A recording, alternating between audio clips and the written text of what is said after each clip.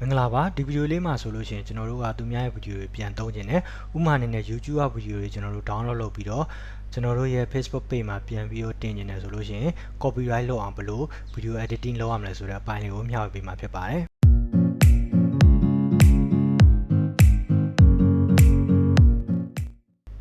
အဲ့တော့ပထမဆုံးအနေနဲ့ကျွန်တော်ကအခြားဗီဒီယိုတစ်ခုခုကို download လုပ်လိုက်မယ် YouTube ကိုအရင်ဆုံးတွားလိုက်ပါမယ်ဒီမှာကျွန်တော်တို့လိုချင်တဲ့ဗီဒီယိုလေးတစ်ခုခုပေါ့နော် Electric installation path ဆိုတာလေးကိုရရှာလိုက်မယ်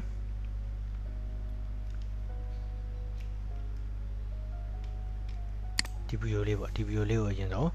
ပြန်သုံးနေတယ်ပေါ့နော်ကျွန်တော်လည်းဒီ YouTube ဗီဒီယိုတစ်ခုကို download လုပ်ပြီးတော့ဒီကျွန်တော်ဂျားထဲမှာ customer ကိုပြချင်တဲ့အကြောင်းအရာအချက်လက်လေးကိုစာလေးတွေဂျားထဲမှာဖြတ်ထိုးပြီးတော့ဒီ copyright လွတ်အောင်အသုံးပြုနေတာဖြစ်ပါတယ်နော်ပြီးတော့ Facebook မှာလည်းကျွန်တော် boost လုပ်နေတယ်အခုဆိုရင်3လလောက်ရှိနေပြီ YouTube ဗီဒီယိုကိုကျွန်တော်ပြန်ပြီးတော့ download လုပ်ပြီးတော့ကျွန်တော်ထည့်ချင်တဲ့အချက်လက်လေးတွေထည့်တယ်ပြီးရင်ကျွန်တော်ရဲ့ background music လေးကိုကျွန်တော်ရဲ့အတန်နဲ့ထည့်လိုက်တဲ့အခါမှာဒီ Facebook page မှာကျွန်တော် boost နေတာ3လလောက်ရှိပြီအဆင်ပြေရပါတော့အဲ့ဒီလေးကိုကျွန်တော်ပြောပြပေးမှာဖြစ်ပါတယ်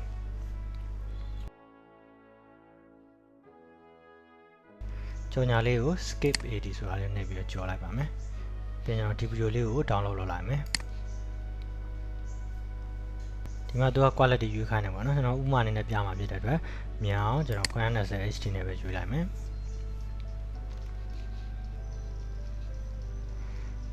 ဒါ download ကိုနှိပ်လိုက်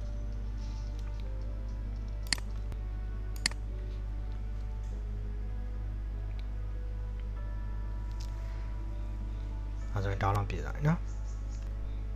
ပြီးရင်ကျွန်တော်တို့ကခုန download လုပ်ခဲ့တဲ့ဗီဒီယိုလေးကိုကျွန်တော်တို့ရဲ့ video editing software ထဲမှာပြန်ပြီးတော့ edit လုပ်မယ်เนาะကျွန်တော်အသုံးပြုမှာကတော့ 𝚑𝚒𝚗 𝚆𝚊𝚆𝚒 11ကိုအသုံးပြုပြီးတော့ edit လုပ်ပြမှာဖြစ်ပါတယ်။ကျန်တဲ့အခြားသော software ကိုစိတ်ကြိုက် software ကိုအသုံးပြုပြီးတော့လည်း edit လုပ်လို့ရပါတယ်။အဲ့တော့ခုန download လုပ်ခဲ့တဲ့ဗီဒီယိုလေးကိုပြန်ယူလိုက်မယ်။ open နဲ့ဒီကျွန်တော်တို့ဒီ video editing software ကိုထည့်လိုက်မယ်ပြီးရင်ကျွန်တော်တို့ဖန်တီးထားတဲ့ကျွန်တော်တို့ရဲ့ own creation နဲ့ဖန်တီးထားတဲ့ video လေးတစ်ပုဒ်ကိုလည်းဒီထက်ကို import နဲ့ခေါ်ထည့်ဖို့လိုပါတယ်ဒီထဲမှာကျွန်တော်ဖန်တီးထားတဲ့ video လေးတစ်ခုကိုထည့်လိုက်မယ်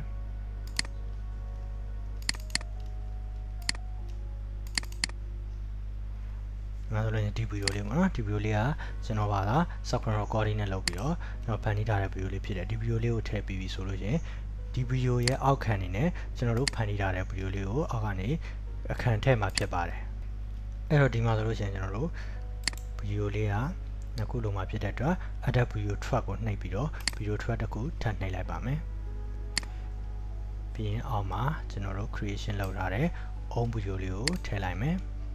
ပြီးမှခုနကျွန်တော်တို့ YouTube ကနေ download လုပ်ထားတဲ့ဒီ video လေးကိုပြန်ထည့်ပါမယ်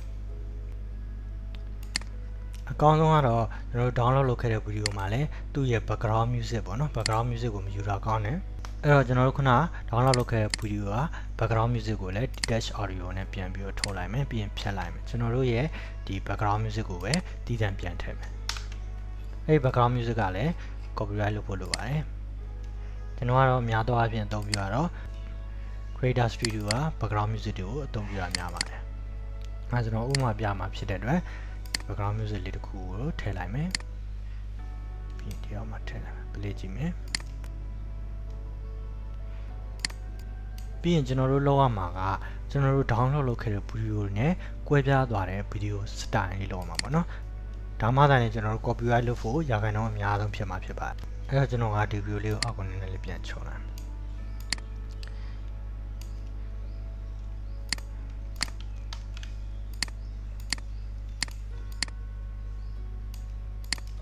ရိုင်းလေးဖြစ်သွားပြီပေါ့နော်ပြီးရင်ကျွန်တော်ကဒီမှာဆိုလို့ရှိရင်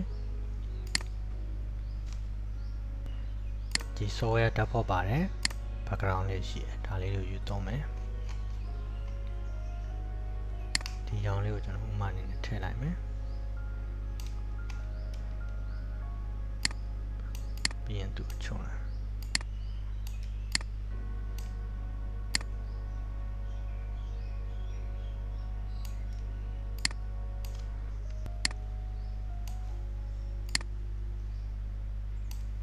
ပြီးရင်ဒီ video view site လေးကိုရှော့လိုက်မယ်ဒီ video ရဲ့အဆုံးထိဆွဲလိုက်ပါမယ်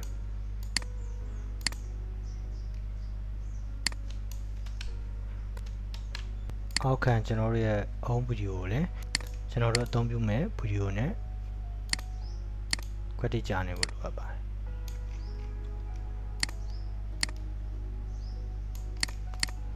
ပြီးရင်ဒါလေးကိုလည်းကျွန်တော် copy ကူးလိုက်မယ်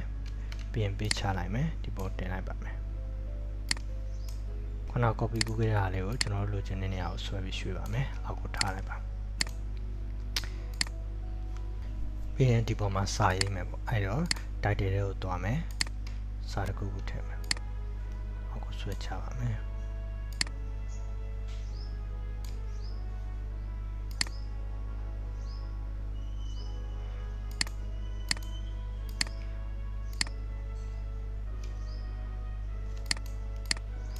ဒီမှာ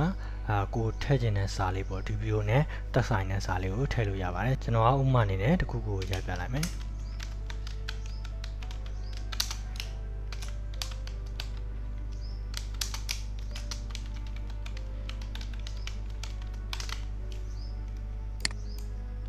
ပြန် pause time လေးချိန်မယ်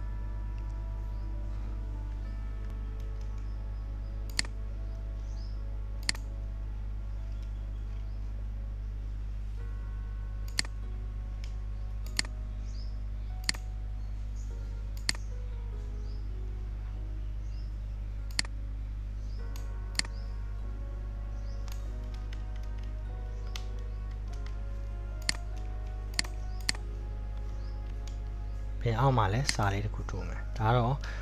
ကိုယ့်ရဲ့ပုံစံလေးတိုင်းလုပ်ဒီစာလေးကို copy ကူးလိုက်မယ်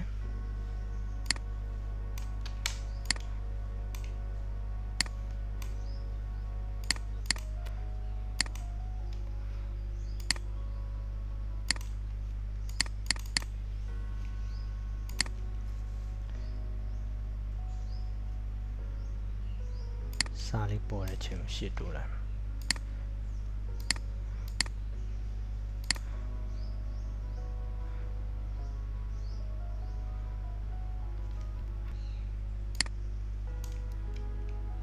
ဒီခုန copy ကူးထားတဲ့စာလေးကိုကျွန်တော်တို့လိုချင်တဲ့နေရာရွှေ့လိုက်ဒီမှာကျွန်တော်တို့ရဲ့တစ်ခုခုပေါ့နော်ကိုထည့်ခြင်းတဲ့စာသားတွေကိုထည့်လို့ရတယ်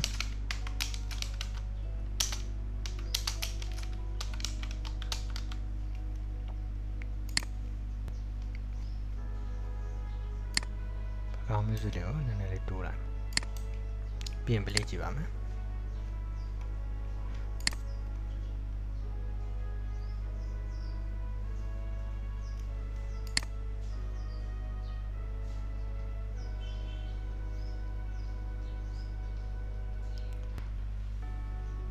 ဒီမှာဆိုရင်ခုန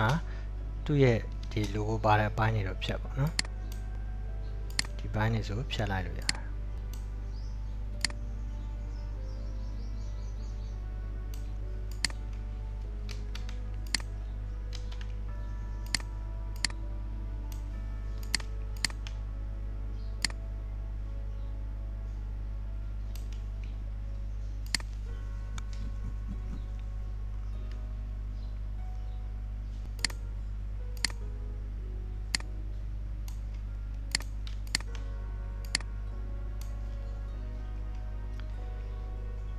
ပြင်ကျွန်တော်တို့ကဒီဗီဒီယိုရဲ့ကြားထဲမှာကျွန်တော်တို့ထည့်ခြင်းတဲ့စာသားလေးတော့၎င်းကျွန်တော်တို့ page ရဲ့အကြောင်းအရာလေးတွေတော့၎င်းဒီထဲမှာညှပ်ပြီးတော့ထည့်ပါမယ်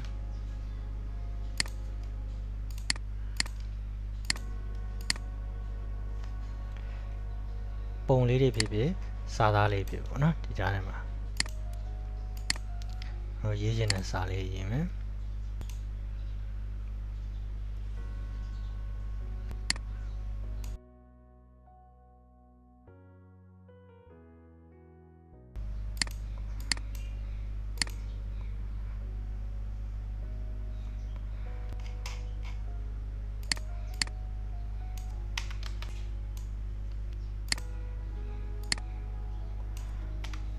ကိုရေးခြင်းနဲ့စာအကြောင်းအရာလေးတစ်ခုရေးမယ်ပေါ့နော်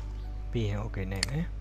လူမျိုးပဲကြားထဲမှာကျွန်တော်တင့်တယ်လို့ဒီဗီဒီယိုရဲ့ကြားထဲမှာကျွန်တော်တို့ရေးခြင်းနဲ့ကျွန်တော်တို့ပြခြင်းတဲ့အကြောင်းအရာလေးကျွန်တော်တို့ page အကြောင်းလေးကိုဒီကြားထဲမှာဖြတ်ပြီးထိုးပေးမယ်နော်အကောင်းဆုံးကကျွန်တော် copyright လွတ်ချင်တယ်ဆိုလို့ရှိရင်တော့ ကိုယ့်ရဲ့ own creation ဗီဒီယိုတွေကိုအသုံးပြုတာပဲအကောင်းဆုံးဖြစ်ပါတယ်ဒါပေမဲ့ကိုကအခြားဗီဒီယိုတွေကိုလည်း